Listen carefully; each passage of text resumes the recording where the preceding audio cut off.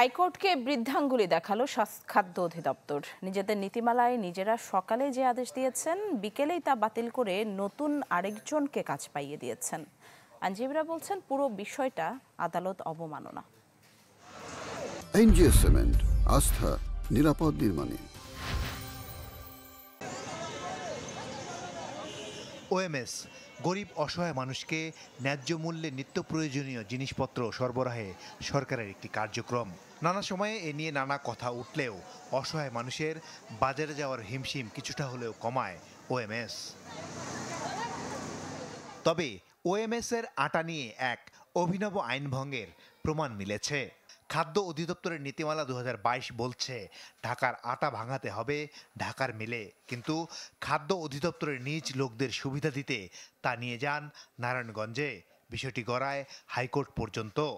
High court সাফ জানিয়ে দেন ঢাকার গম ঢাকাতেই ভাঙাতে হবে, যা আপিল বিভাগও বহাল রাখেন। সকালে আমাদেরকে এই বরাদ্দপত্র দিল, আমরা ব্যাংকে টাকা জমা দিলাম।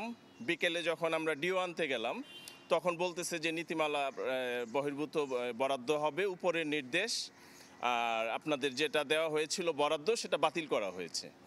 তবে আদেশের পর 27 ফেব্রুয়ারি সকালে ঢাকার মিলের বিষয়ে আদেশ দিলেও বিকেলেই অদৃশ্য কারণে তা বাতিল করে খাদ্য অধিদপ্তর।